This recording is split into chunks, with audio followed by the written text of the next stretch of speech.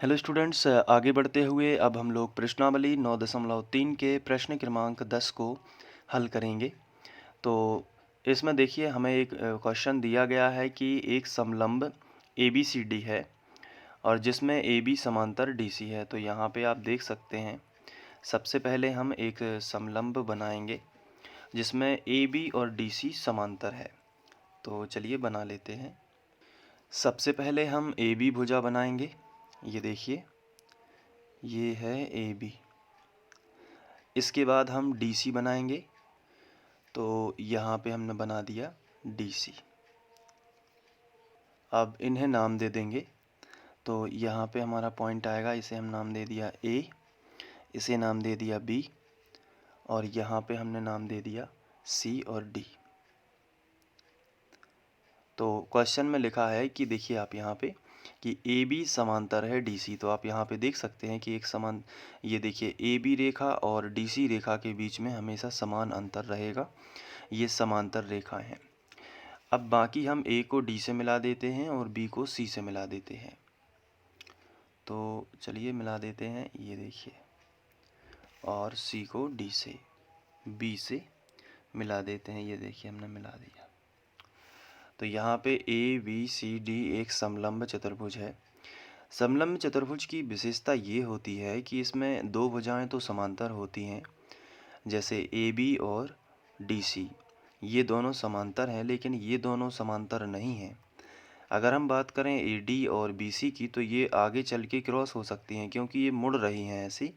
तो ये आगे जाएंगी तो क्रॉस हो जाएंगी, इसलिए ये रेखा और ये रेखा आपस में एक दूसरे के समांतर नहीं हैं, लेकिन AB और DC आपस में समांतर है। तो इसे बोलते हैं समलंब चतुर्भुज। एक ऐसा चतुर्भुज जिसमें दो भुजाएं समांतर और बाकी की दो भुजाएं असमांतर हों, उन्हें हम समलंब चतुर्भुज कहते हैं।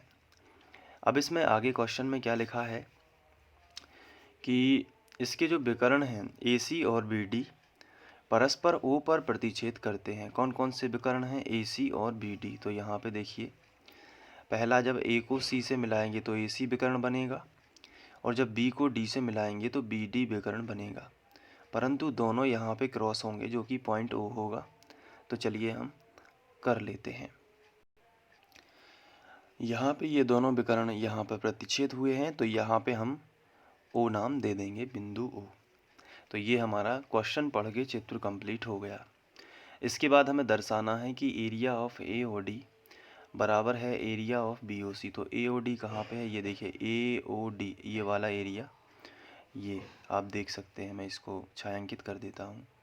तो यहाँ पे आप देख सकते हैं कि ये वाला एरिया और ये वाला त्रिभुज AOD, ये वाला जिसके बीच का क्षेत्रफल हमें ज्ञात करना है, एरिया ऑफ BOC के बराबर होगा। तो यहाँ पे देखिए BOC, तो यहाँ का क्षेत्रफल ये इसके बराबर होगा।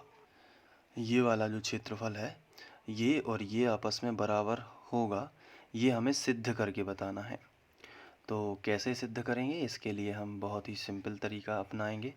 सबसे पहले तो हमें जो दिया है वो हम लिख लेते हैं। जैसे हमें ABCD एक समलंब दिया गया है जिसमें ये AB समांतर है DC के। तो चलिए लिख लेते हैं। तो इस तरीके से आपको लिख लेना है। इसके बाद हमें जो सिद्ध करना है वो भी हम यहाँ पे लिखेंगे। तो हेडिंग डालेंगे सिद्ध करना है, और इसमें जो हमें सिद्ध करना है वो हम लिखेंगे जैसे कि एरिया ऑफ AOD बराबर है एरिया ऑफ BOC के। तो ये हमें सिद्ध करना है। तो चलिए अब हम हेडिंग डालेंगे उपपत्ति। तो देखिए हमने हेडिंग डाल दी उपपत्ति। अब इसमें हमें लिखना है, ये देखिए अगर हम चित्र की बात करें तो अगर हम AB को आधार माने तो इसमें दो त्रिभुज बन रहे हैं। पहला बन रहा है ABD, ये देखिए ABD, ये वाला त्रिभुज, मैं इसको हाईलाइट कर देता हूँ, आपको दिख रहा होगा ABD। ये किस आधार पे बना है? तो आंसर है ये AB पर बना है ना। अब इसी AB पर एक त्रिभुज और है ACB, इसको भी हाईलाइट कर लेते हैं। तो आप देख पा रहे होंगे कि ये त्रिभुज भी ए बी पर बना है और ये वाला त्रिभुज भी, ये भी ए बी पर ही बना है। और ए बी और डी सी आपस में दो समांतर रेखाएं हैं, तो ये दोनों त्रिभुज एक ही आधार और एक ही समांतर रेखाओं के मध्य स्थित हैं। तो दोनों के क्षेत्रफल कैसे होंगे? बराबर। तो हम लिखेंगे कि त्रिभुज ए बी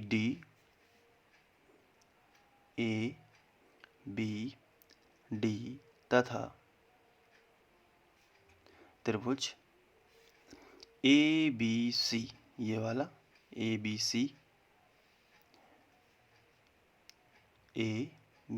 सी दोनों एक ही आधार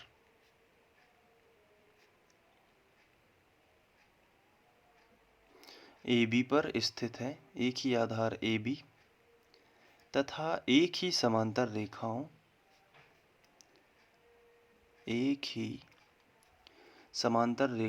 ए बी और डी सी के मध्य स्थित हैं।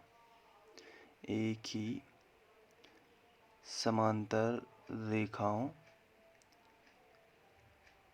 ए बी और डी सी के मध्य स्थित हैं,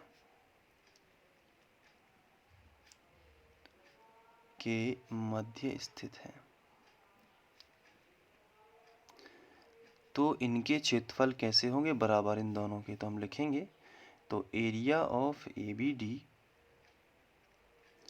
आपस में बराबर होगा area of A B C के। लेकिन अगर हम ए बी डी, लेकिन हमें सिद्ध क्या करना था? ए ओ डी, ये वाला एरिया इसके बराबर हो बी ओ सी के। लेकिन ए ओ डी तो छोटा वाला एरिया है, लेकिन बड़ा कौन सा है? A B D. अगर हम ए बी डी त्रिभुज में से, ये देखिए पूरा त्रिभुज में से अगर हम ये ए ओ बी वाला हिस्सा निकाल दें, ये वाला हिस्सा देखिए, ये वाला हिस्सा अगर हम निकाल दें पूरे बड़े त्रिभुज ए बी डी में से, अगर हम पूरे बड़े त्रिभुज ए बी डी में से, ये देखिए इस त्रिभुज में से ये ए ओ डी निकाल दें, ए ओ बी, तो क्या बचेगा? ए ओ डी, यही बचेगा ना, इस तरफ वाला। उसी तरीके से अगर हम पूरे बड़े त्रिभुज ए बी सी में से, ये देखिए ए बी सी में से अगर हम छोटा हिस्सा ए ओ बी निकाल लें तो ये बचेगा। कहने का मतलब है कि दोनों बड़े त्रिभुजों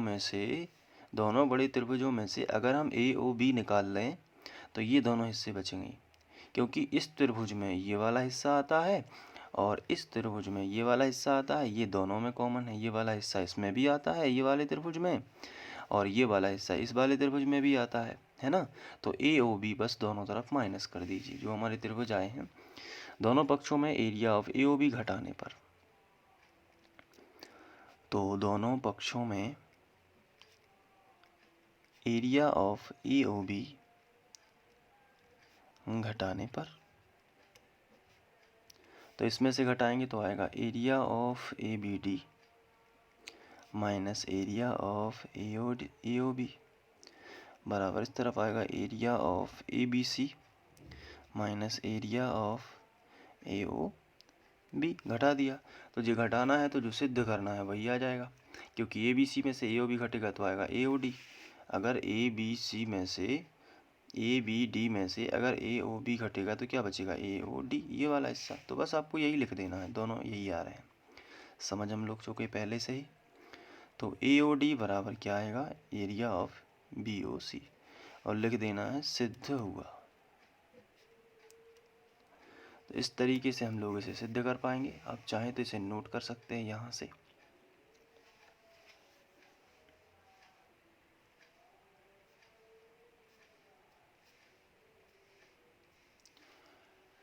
थैंक यू।